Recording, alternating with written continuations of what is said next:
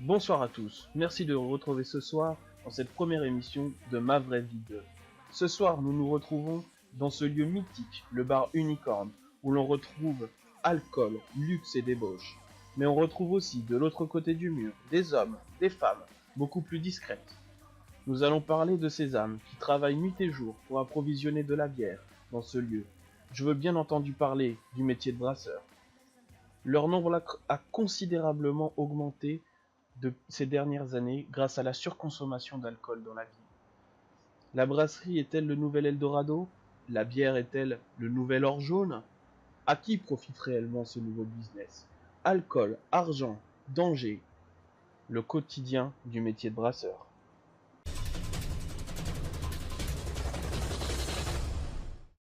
C'est très tôt le matin que l'on retrouve nos deux brasseurs, Jack et Junius. Pour eux, une dure journée de travail va commencer. Souvent mal vu, le métier de brasseur est pourtant essentiel dans l'économie de la ville de Los Santos.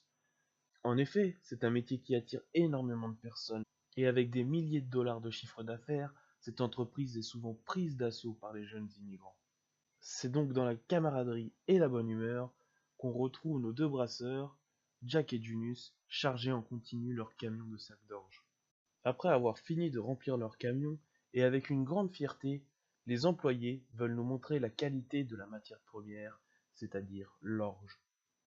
Alors, comme vous pouvez le voir ici, nous récoltons une herbe entièrement biologique dont tous les produits de Monsanto ont été exclus. Donc, nous produisons une bière d'une qualité si irréprochable qu'elle en ravira vos papilles gustatives. Nous retrouvons Jack et Junius sur l'autoroute, à bord de leur camion. Leur seule préoccupation durant ce parcours, long de moins de 10 km, sera de faire attention de ne pas perdre leur cargaison sur l'autoroute. Les accidents sont souvent très vite arrivés.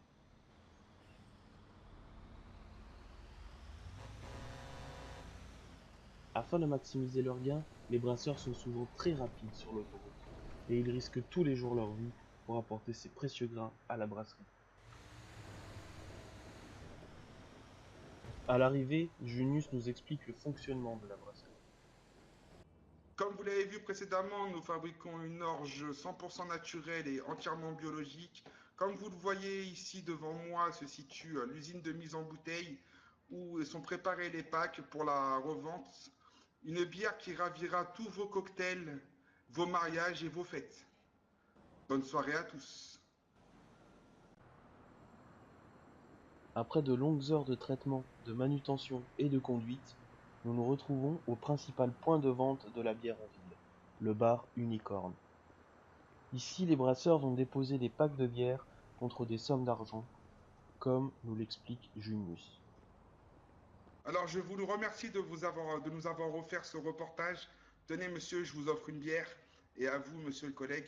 Comme vous avez pu le voir en la goûtant, cette bière est vraiment d'une qualité vraiment irréprochable. Donc du coup ici c'est notre levante préféré. Car ici le patron est vraiment généreux sur les quantités. Il nous achète autant qu'on veut. Et c'est entre 28 et 34 dollars la bière. Suite à cette journée, un employé de la brasserie a bien voulu répondre à nos questions en privé. Quelles sont les difficultés que vous retrouvez dans votre métier de brasseur? Alors, comme vous le savez, je pense, le métier de brasseur, c'est un métier où il faut récolter de l'orge et ensuite récupérer de la levure. Mais le souci, comme vous le savez, c'est que l'orge, ça prend son temps à pousser et puis ça pèse son pesant. Ce métier a un fâcheux problème, c'est qu'il est assez physique. Car comme je l'ai dit juste avant, c'est lourd.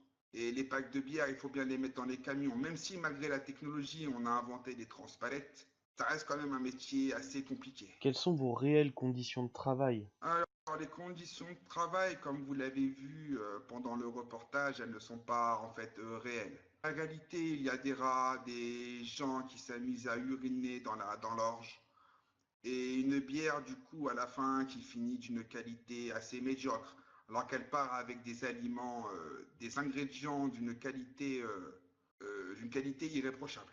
Mais du coup, est-ce que vous pourriez dire que c'est un métier lucratif?